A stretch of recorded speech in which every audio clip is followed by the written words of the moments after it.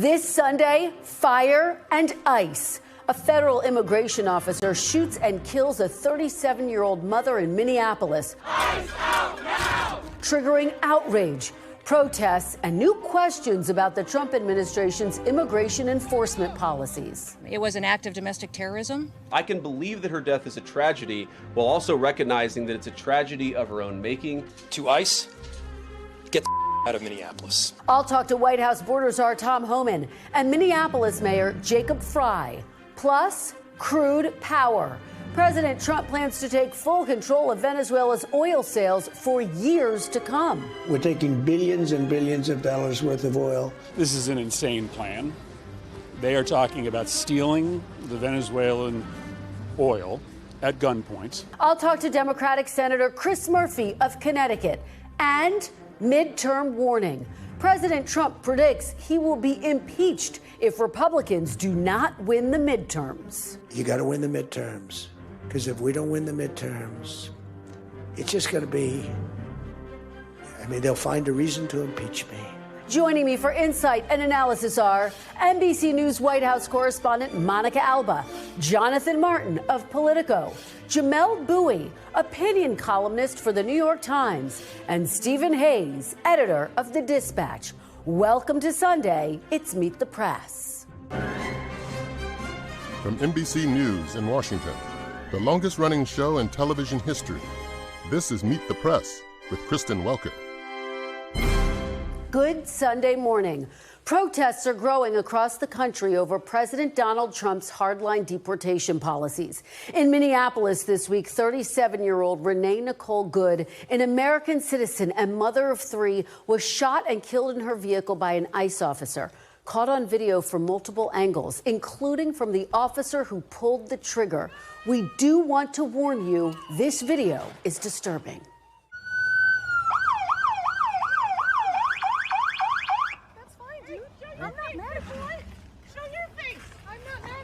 We don't change our plates every morning, just so you know.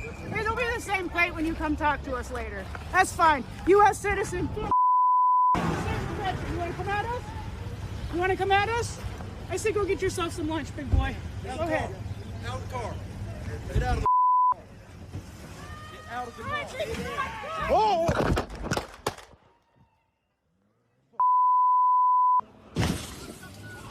The Trump administration is asserting the officer acted in self-defense, while Minnesota officials strongly rebuke those claims, accusing ICE of excessive force. They are already trying to spin this as an action of self-defense. Having seen the video of myself, I want to tell everybody directly, that is I'm not saying that funding some of this stuff justifies capital punishment. Nobody would suggest that. The reason this woman is dead is because she tried to ram somebody with her car, and that guy acted in self-defense. That is why she lost her life, and that is the tragedy. And joining me now is White House border czar Tom Homan, who was the acting ICE director in President Trump's first term. Mr. Homan, welcome to Meet the Press. Thanks for having me. Thank you so much for being here. So the world has now seen that video, the perspective from the officer. I wonder, Mr. Homan, what do you see in that video? Look, it's tragic. And I've said from March, if the hateful rhetoric doesn't decline, there's going to be bloodshed. I've seen this movie before. And unfortunately, I was right. And there's been a lot of bloodshed. But look, you got to put yourself in the mind of the officer, right? You're in a city where there's protests, interference, impediment, like these two ladies were doing before this incident occurred. You're in a city where law enforcement response is sporadic at best. You got threats up over 1,300%. Actual assault on ICE officers. You got a woman behind the wheel of a 4,000-pound vehicle, revving her engine, going towards you. I truly believe this officer, in his mind, thought his life was in danger, which allows him to use lethal force. Now, I'll say this, let the investigation play out, right? There's a lot of video we probably haven't seen that the FBI has that we don't. Where's the forensics in the ballistics? That hasn't been unleashed. How about the officer's statements, his own statements? So we need to let this play out, but while we're doing that, we gotta stop the hateful rhetoric, saying this officer's a murderer is dangerous. It's just ridiculous. It's just going to infuriate people more, which means there's going to be more incidents like this because the hateful rhetoric is not only continuing, now it's tripled down and doubled down. Mr. Homan, let me ask you, because you have yet again here today said you want the investigation to play out. This is something you said in the immediate aftermath of this shooting. Homeland Security Secretary Kristi Noem called this a, quote, act of domestic terrorism. President Trump said Renee Good, quote, violently, willfully, and viciously ran over the ICE officer. How can the public trust the investigation when there has already been this judgment passed down by the president and some of his top officials? Look, we've all seen the video. And again, no one knows what's in that officer's mind. You don't, I don't, no one does. But we're going to let the investigation play out.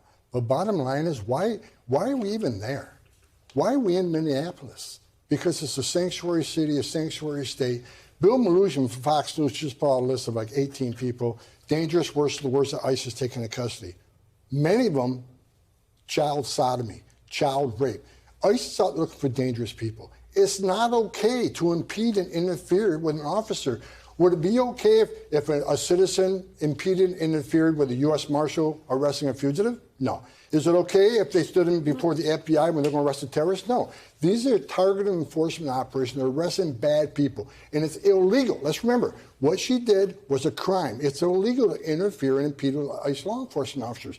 That's why we're there. And yet what Minneapolis officials are arguing is that the way that ICE officials are carrying out their duties may be adding to the tension. Secretary Noem labeled this an act of domestic terrorism. What's the evidence for that allegation, Mr. Homan? Bottom line is, again, why we're in Minneapolis. If they didn't have the sanctuary policies they had. But do you have evidence that she's a domestic terrorist? Let me finish this, because this is important. Less officers in the community if we were in the jail. Bottom line, we are forced into the community because the governor of that state and the mayor support sanctuary cities, where child rapists are released back in the community that create a huge public safety threat. So if you want less officers in the street, then let us into jail. And I'm going to talk to Mayor Frey about the sanctuary city policies there, but I want to stay on this question, which is about the way in which the woman who was shot and killed is being labeled as a domestic terrorist. Just to be clear, is anyone who protests ICE a domestic terrorist in the eyes of the administration? I can't say that. It's a case-by-case basis. But, if you look up the definition of terrorism, is there violence? Is there threat of violence based on an ideology that wants to change the way the government does what we do? Look up the definition of terrorism. But was Secretary Noem correct to label her a domestic terrorist, Mr. Homan? Look, we don't know what I don't know what Secretary Noem knows and what I know. I can tell you is what they did is illegal. And if you look up this definition of terrorism, it certainly could fall within that definition if you look at the definition of terrorism. But you don't have evidence. Pardon me? You don't have evidence that she's a domestic terrorist. I don't know what Secretary has that I don't. I'm not going to judge what the Secretary says, but if you look up the definition of terrorism, it certainly can fall within that. But I think we all got to agree there was no reason for this lady to do what she did. There is no reason to be there. If you want to protest, protest, but don't actively impede and interfere, and certainly don't drive a 4,000-pound vehicle toward an officer. Let me ask you about the broader investigation, because that's part of what the investigation is trying to unpack. What exactly happened in the moments leading up to the incident and afterwards? State and local officials are currently being excluded from the federal investigation. The Hennepin County attorney said this on Friday. I want to get your reaction on the other side. I cannot overstate the importance of a local investigation, or at least access to the federal investigation by the BCA. Without it, we will not have the ability to be transparent with our community about the results of the expectation, or, as I said, any decision that might come of the review. Mr. Homan, I've been talking to law enforcement experts who say they have never heard of state and local officials being cut out of a federal investigation. How can the public trust the results of this investigation if it doesn't include state and local officials, the people who are there on the ground? Well, first of all, this is a federal crime. But it happened in Minneapolis. It's a federal crime, and the jurisdiction clearly falls within the FBI. I've been doing this since 1984. when a federal officer is involved with the shooting, it's up to the investigation goes to the FBI. It's been that way forever. And where were all these people? No, it shocks me. They have these opinions now. When they stood aside and let child rapists be released from jails back in the community. But it's one thing to have the FBI be... They're complicit why we're in the position we are today. They're complicit from their silence of an open border for 4 years, where millions of people released in this country, many of them public safety threats and national security threats. They were silent. They were silent when 500,000 children were trafficked in this country, and they lost track of 300,000 of them. What you're describing, though, it's one thing for the FBI to take the lead in an investigation. Certainly, that is something that we are used to seeing. But for state and local officials to be cut out altogether, are you comfortable with that? Doesn't that undercut the transparency, the sense of faith in the investigation in the eyes of the public? First of all, that's a question for the FBI. I've never worked for DOJ, but listen, I trust that the FBI would do a thorough investigation. They're professionals. So let them do the investigation. Let's see the investigation. Should the autopsy be made public? That's a question for the FBI, but I certainly will tell you that the FBI will be part of the investigation. Like I said earlier, look at the ballistics, look at the forensics, where did that fatal shot come from? All that will be part of the investigation. Okay, the vice president defended Officer Ross on Thursday. I want to play a little bit of what he said for you. Take a look at what he said. What that headline leaves out is the fact that that very ICE officer nearly had his life ended, dragged by a car 6 months ago, 33 stitches in his leg. So you think maybe he's a little bit sensitive about somebody ramming him with an automobile? Do you think that experience from 6 months ago, which the vice president detailed, may have impacted Officer Ross's judgment? It may have. I mean, he was under attack once with a vehicle, so certainly, and like I said earlier, totality of the circumstance, just to that prior incident, but the environment right now with the threats against ICE officers have been shot at. They've had Molotov cocktails thrown on them. They've been doxxed. They've been, again, assaults up over 1,300%. Threats alone up 8,000%.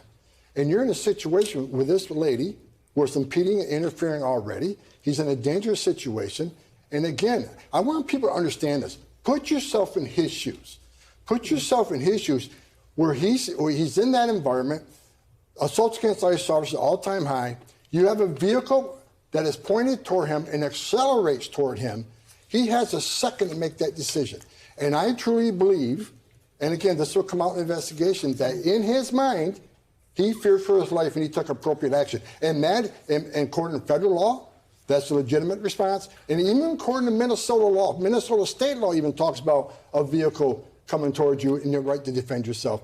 This officer, I think in his mind, did the right thing to save his own life and life of others. You are talking about the perspective of ICE officers. I want to zoom out a little bit and talk about the perspective of some of the people all across this country. There have been 9 ICE-involved shootings since September. By one count, ICE has detained 170 U.S. citizens.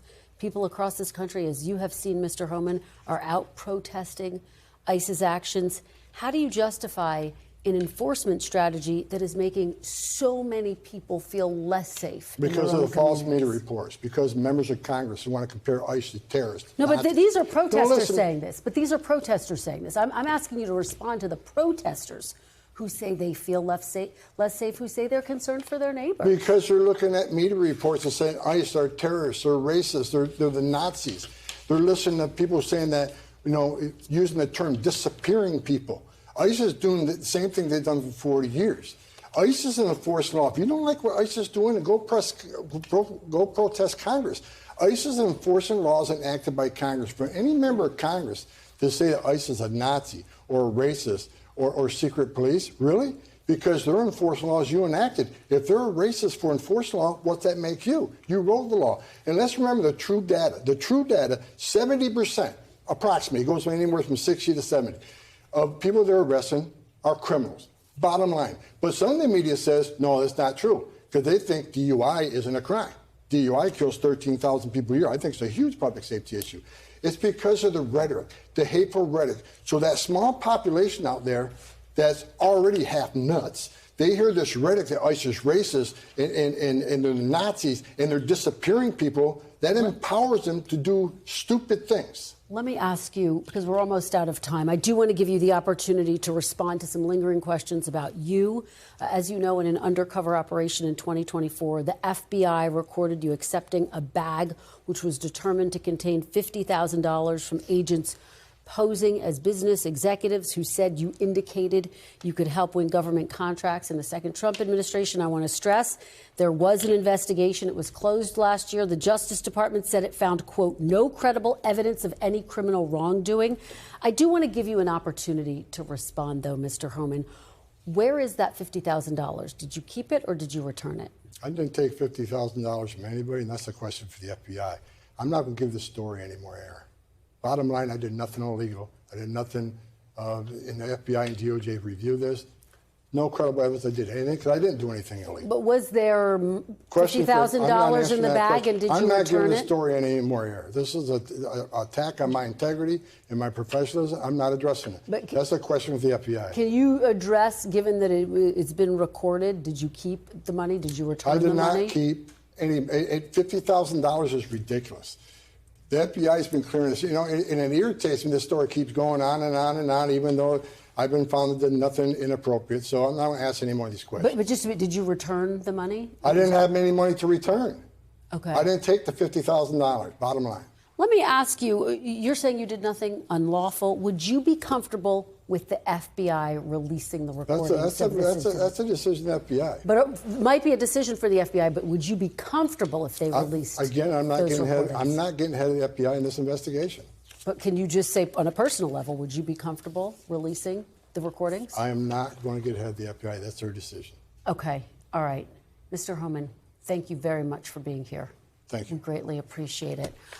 When we come back, Democratic Senator Chris Murphy of Connecticut joins me next.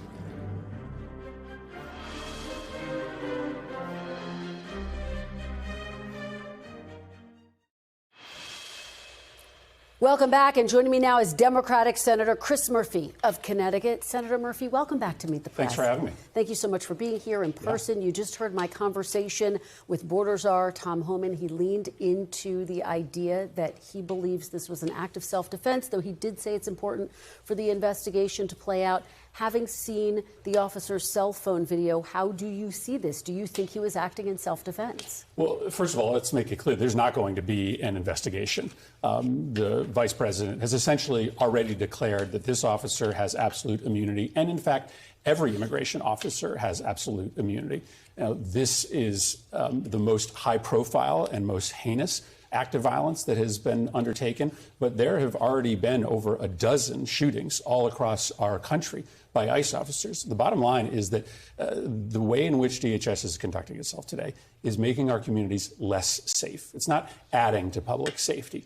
I heard him say that they are undertaking targeted enforcement actions against criminals. Just not true.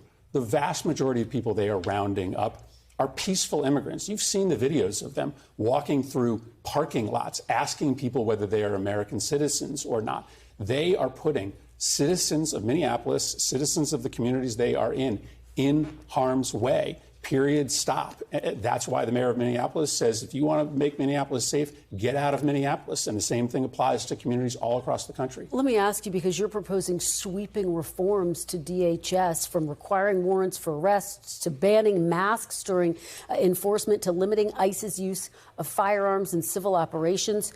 Do any Republicans support your plan? Is it realistic that this could actually pass, Senator? Well, Republicans need Democratic votes in order to pass a budget for the Department of Homeland Security. Yeah.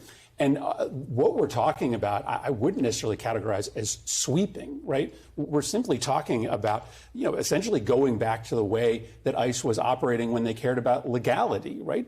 Identification of officers, that's something that has been standard practice in every law enforcement agency all across the country.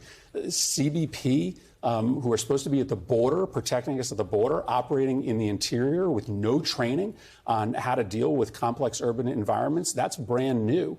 So we just need to get back to a Department of Homeland Security that is prioritizing the law and prioritizing keeping people safe. And yes, I think that it's reasonable for Democrats, speaking on behalf of the majority of the American public who don't approve of what ICE is doing, to say, if you want to fund the Department of Homeland Security, I want to fund a Department of Homeland Security that is operating in a safe and legal manner. manner. Well, you take me to my next question because you posted online earlier this week, quote, Democrats cannot vote for a DHS budget that doesn't restrain the growing lawlessness of this agency. You obviously know government funding runs out in less than 3 weeks. Are you actually willing to shut down the government over these DHS proposals? Well, I mean, the question is for Republicans. Are they willing to shut down the government simply to endorse the most lawless Department of Homeland Security in the history of the country? Both parties come to a discussion on the budget with priorities. And let me just give you an example of what we're talking about.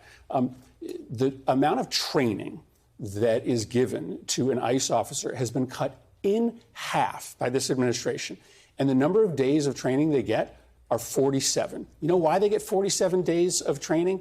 As an homage to the vanity of the President of the United States. 47 days of training for the 47th president. So we have officers on the streets today who are receiving half as much training, and so no wonder the number of violent incidents are going through the roof. We just want a Department of Homeland Security that is prioritizing people's safety. But you're not ruling out a potential government shutdown over this battle for DHS reforms. That's a decision for Republicans. But you don't rule it out. They control the House, the Senate, and the presidency. If they don't want to work with Democrats and shut down the government, that's up to them. And by the way, the last time the government shut down, everybody in the country knew that it was Republicans that caused it. Well, some Democrats have been calling for years to abolish ICE, and those calls have been raised and amplified, quite frankly, again this week. Would you support, in the wake of this shooting, abolishing ICE? Well, of course you need a domestic enforcement mechanism for the immigration laws of this country, but the way in which ICE is operating today is inhumane and illegal. They rounded up a 16-year-old kid in Meriden, Connecticut, weeks before he was about to graduate, in the country legally, put him in detention for 6 months, and he got let out right before Christmas because the administration wouldn't even show up in court to defend what they had done. I mean, that is happening thousands of times over in this country. Peaceful, legal immigrants being put in detention. That's not a system that anybody in this country wants to fund. You have waged a number of criticisms against this administration. Speaker at Merida Nancy Pelosi was asked back in December, so last year, whether Democrats should put impeachment talk back on the table for the president if they, in fact, take back the House in 2026. She suggested the president had not yet crossed a line that would trigger impeachment. Do you agree with her?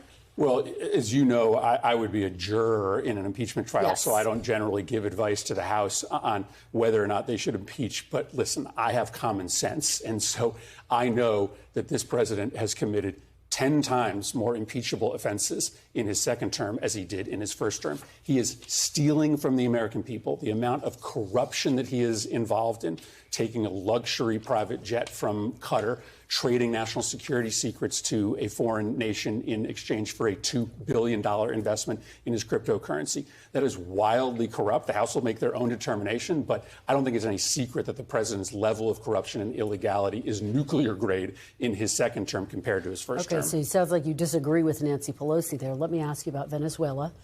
You have called Nicolas Maduro an illegitimate leader, and in 2019 you wrote, quote, getting rid of Maduro is good for the United States. Is Venezuela now better off without Nicolas Maduro? Do you give the Trump administration some credit for that? So Maduro is an illegitimate leader. Putin is an illegitimate leader. That doesn't mean that it's good policy to invade those countries. What we have seen over and over is that American military hubris, thinking that we can impose a political reality on a foreign country by force, ends up making us less safe. So, yes, I thought that it was important for America to pursue a diplomatic strategy with our Latin American allies to try to force elections in Venezuela so as to allow the Venezuelan people to move Maduro out of power.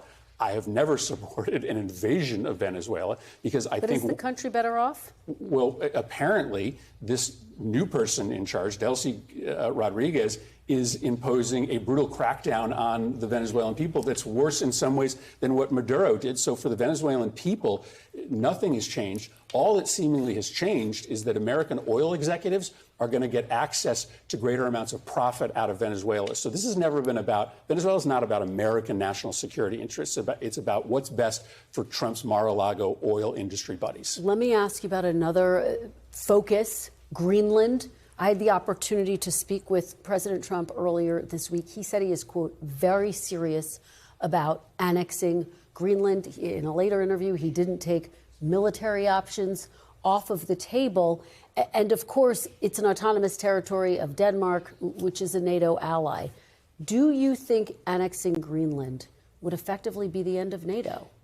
It would be the end of NATO, right? I mean, NATO would have an obligation to defend Greenland. And so query whether we would be at war with Europe, with England, with France. But let's also talk about what's at stake here. The president is spending every single day thinking about invading Greenland, managing the Venezuelan economy, building a ballroom.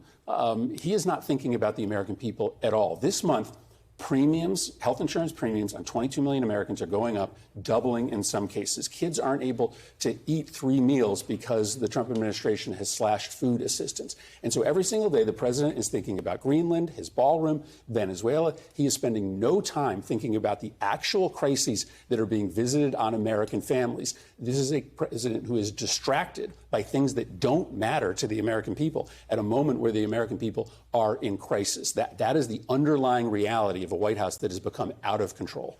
Senator Chris Murphy, thank you for being here. Thank you for being here in person. We really appreciate it. Thank you. All right, when we come back, Minneapolis Mayor Jacob Frey joins me next.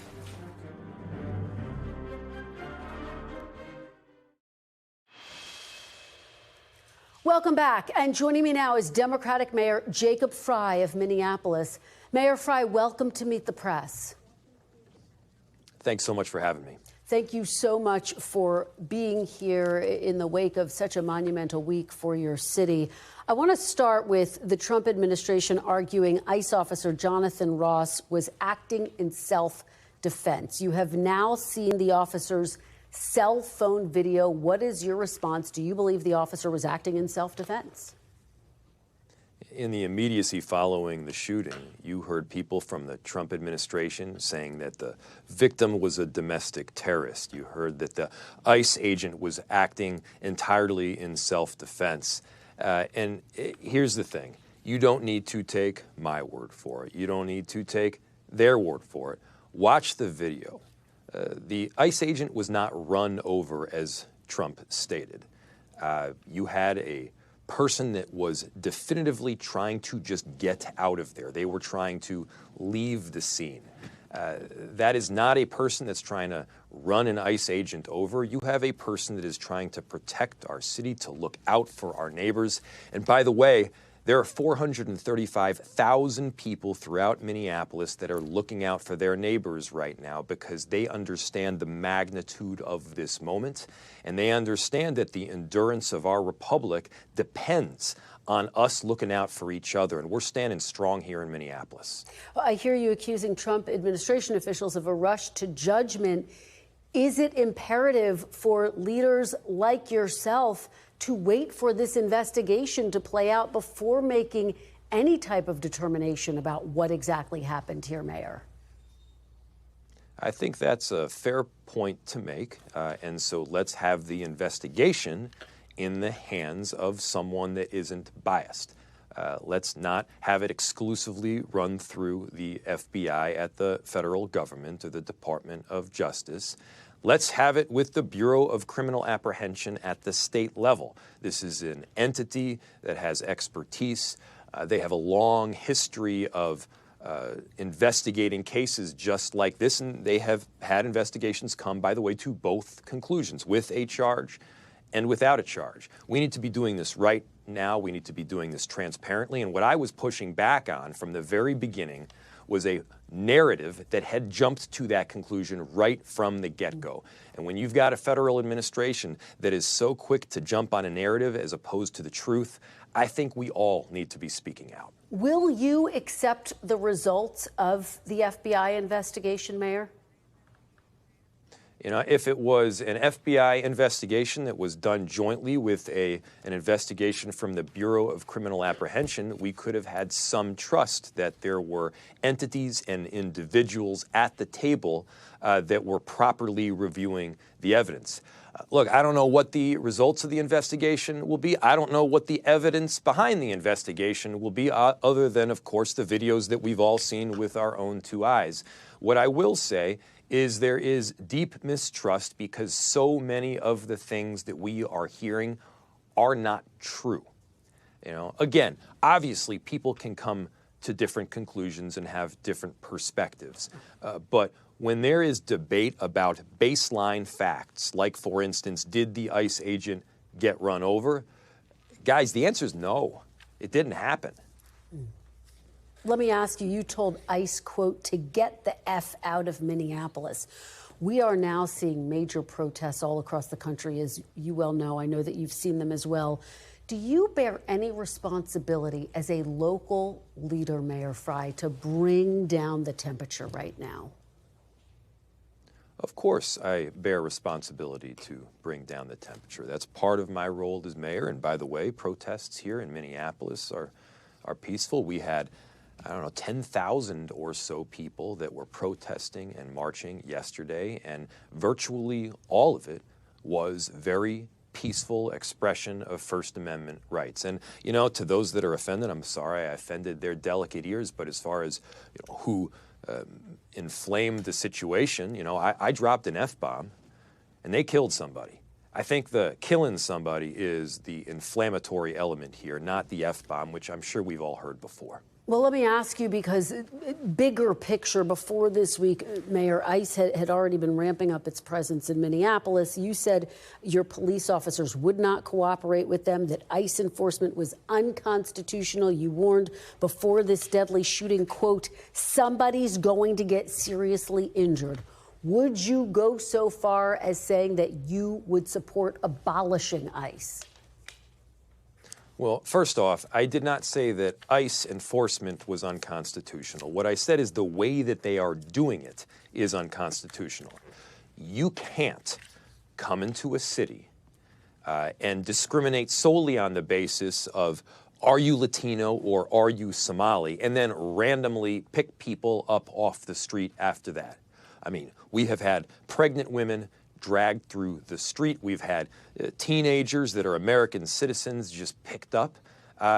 You can't just detain somebody because they look like they are Somali or they look like they are Latino.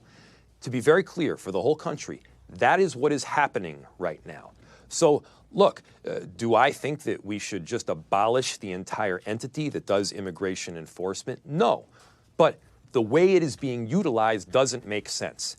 I'm not asking for the DOJ to be abolished. I'm not asking for the Office of Management and Budget to be abolished. I am saying that the way that these institutions are being utilized right now by the Trump administration is wrong and, to be clear, is unconstitutional. Well, let me press you a bit, because Tom Homan, the border czar, says Minneapolis's sanctuary city policy, just for our viewers, that effectively shields undocumented immigrants from deportation, makes it harder for ICE to enforce immigration law. How do you respond to that argument that your city's stance in eliminating cooperation with ICE has made it harder for federal law enforcement to safely enforce immigration laws in your city?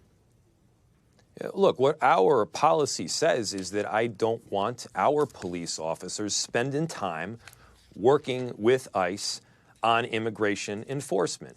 Because why? That's not our primary job. You know what I want our police officers doing? I want them stopping murders from happening. I want them preventing carjackings. And by the way, they're doing a hell of a job right now. We've only had 2 shootings in Minneapolis this whole year. And by the way, 50% of them were from ICE. So I want our officers focusing on safety. You know what I don't want them doing?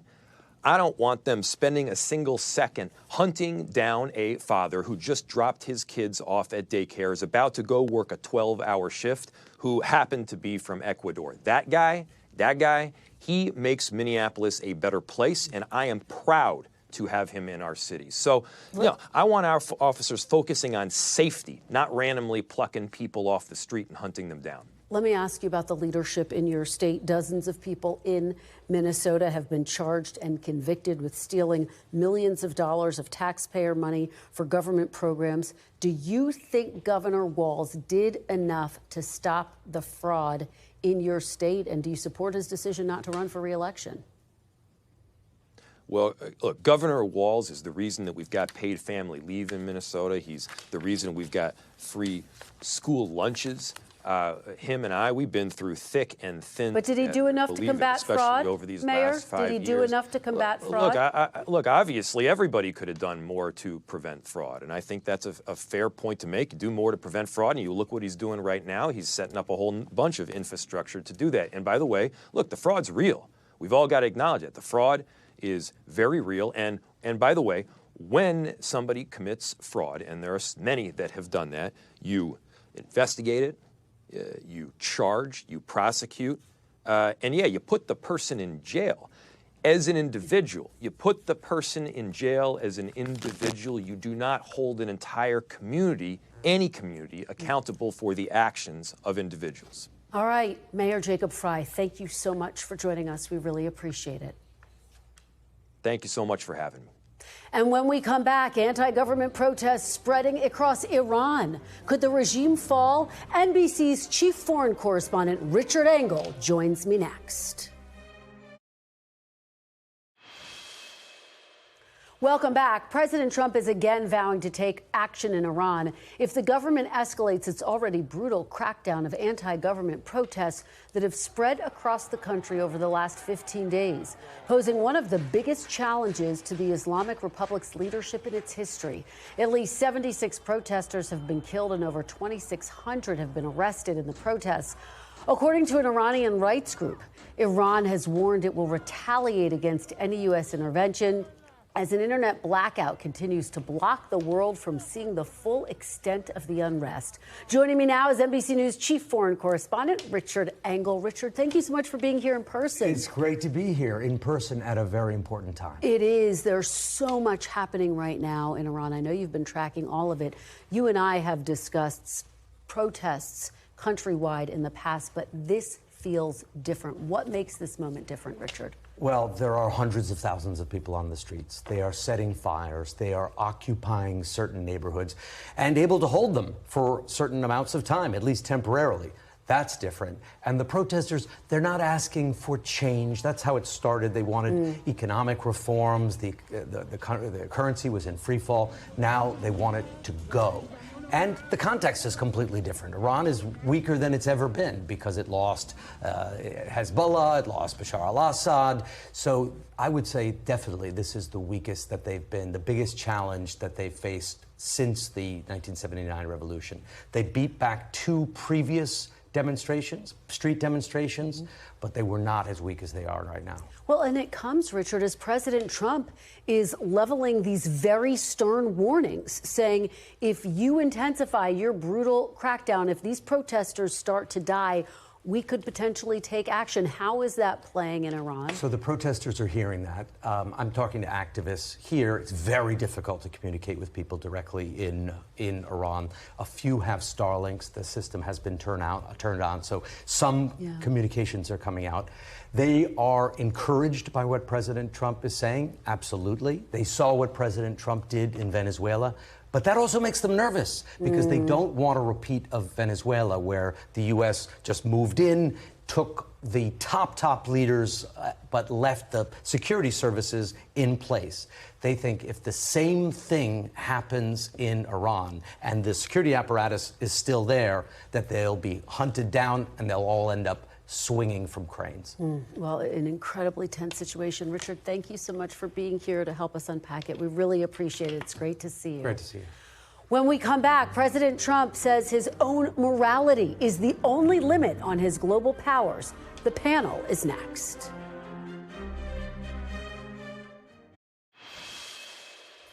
Welcome back. The panel is here. NBC News White House correspondent Monica Alba, Jonathan Martin, senior political columnist and politics bureau chief for Politico, Stephen Hayes, CEO and editor of The Dispatch, and New York Times columnist Jamelle Bouie. Thanks to all of you for being here. Monica, let me start with you. The debate that we are seeing unfold all across this country, unfolded here You heard Mayor Frey's perspective. You heard Tom Homan's perspective on what occurred in Minneapolis. Take us inside your conversations at the White House. What are administration officials saying? Well, look, Kristen, it was the White House that came out in the earliest hours after this tragic shooting with their own assessment, essentially defending the ICE officer, saying that he acted in self-defense before all of the facts had emerged. But now they are just simply hardening their position. They are blaming the woman who was shot. And senior White House officials are telling me that if this conversation turns to being about potentially defunding immigration enforcement, potentially having a government shutdown, I was told that is a fight that they would relish, that they would welcome. But we know that this president has tried a law and order approach before critical elections with mixed results, and it comes at a time where more and more Americans are expressing concerns about the tactics that were used specifically here by ICE. So it sets up just a huge, huge potential divide. Well, it's fascinating reporting, Monica. J-Mart, I mean, that fact that the administration feels emboldened by this argument. They say, okay, bring it on. And yet at the same time, I thought it was notable, Tom Homan struggled when I asked him about Kristi Noem's allegation of domestic terrorism. He basically said, I'm not sure all the information that she has. Right. What does that tell you about those initial assessments that Monica's talking about? Well, he didn't want to embrace that description for obvious reasons, because I think he smells the politics of that being pretty rough. Look, if you take a step back for a minute, since Trump came into office almost a year ago, his numbers have come down on a variety of major issues, healthcare, the economy. He's held up pretty strong, though, on immigration, which was really one of his signature issues in the 24 campaign. What they're doing now puts that at risk, because you're A, motivating the left, and you're alienating the broad center of this country when you pursue tactics like they are with these ICE raids. People don't want this. And by the way, if you don't believe me, look at what Homan said during the interview. He drops the reference to this Fox News report about all of the bad guys who are being rounded up. It just so happens that over the weekend, Fox News put out these mugshots and a terrible sort of litany of crimes committed by folks ICE had rounded up. They're doing that because they know politically they're losing their advantage on the issue, and they're trying to shift the focus back to the bad guys. Stephen, is that an accurate assessment of the strategy? Yeah, look, I mean, Republicans are on very solid ground when they're talking about the disastrous immigration policy of the Biden administration. It was a disaster. Virtually nobody defends it on the Democratic side right now. When they're talking about sanctuary cities, Republicans are on very solid ground talking about sanctuary cities. And you saw Mayor Frey, I think, have difficulty answering your questions about sanctuary cities. Where they lose support is exactly where J-Mart. These tactics, this kind of deportation, you saw this in the AP poll that was out last month. You saw a slide from Republicans supportive of the president's policies of 8 points. You saw a bigger slide from independents supporting the president's policies because they don't like this kind of stuff. Yeah, Jamelle, talk about the politics of this for Democrats.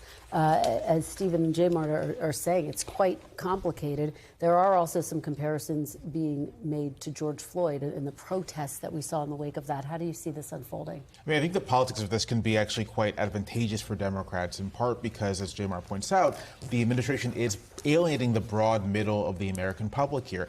Last year, during the controversy over the removal of Kilmar Abrego Garcia, you saw a similar dynamic play out where the administration was like, this is strong positioning for us, but the broad public is like, we don't like the idea of people just being snatched and sent to a foreign prison. Likewise here, we don't like the idea of masked men snatching people in the streets and shooting Americans. And I think Democrats have a lot of space to push against that.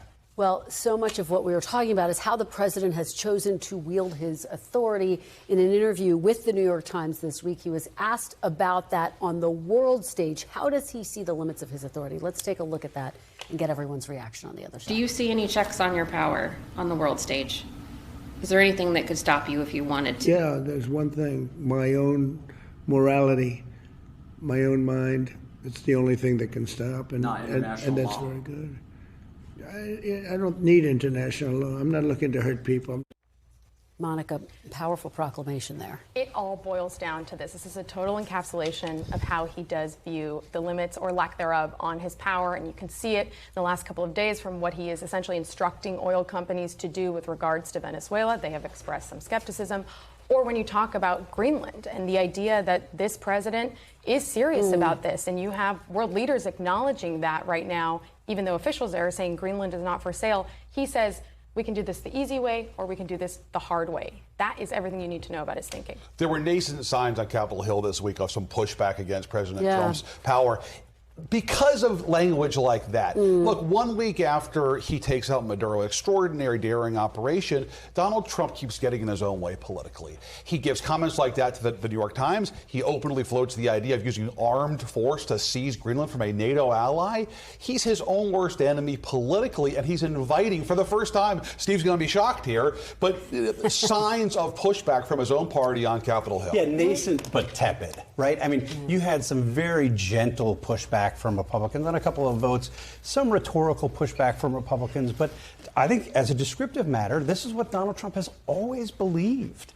Both, I think, here at home and abroad, he's just saying it out loud. And you notice that you haven't had Republicans rushing to microphones to say, no, Mr. President, there are constraints on your power beyond your morality.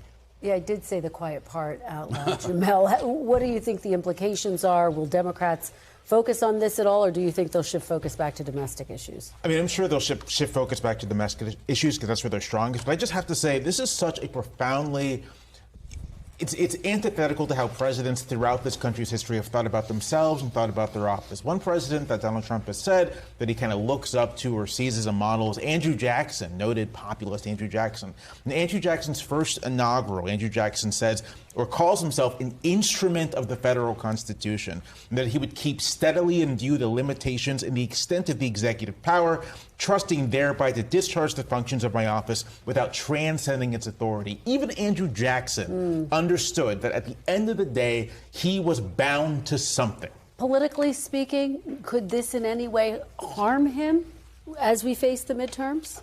Absolutely, because Americans want the focus to be on them, not one man's vanity and far-reaching ambition to be on Mount Rushmore, win the Nobel Peace Prize, and name everything in Washington after himself. Yeah, and Monica, he's going to shift focus back to domestic issues this week. He is going to be traveling to Michigan on Tuesday, and he's going to give a broad economic speech. And so they are going to try to unveil some potential new economic proposals. You've seen him talk more about housing. You've seen him talk about credit card limits. They are trying to make that argument, while certainly the president's mind is very, very focused on issues overseas. All right, guys. Thank you so much. Great conversation. Really appreciate it. That is all for today.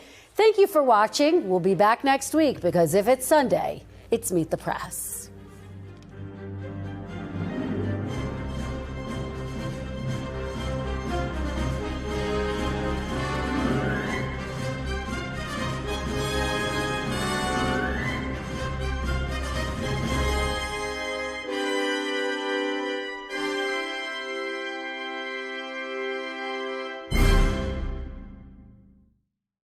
We thank you for watching, and remember, stay updated on breaking news and top stories on the NBC News app or watch live on our YouTube channel.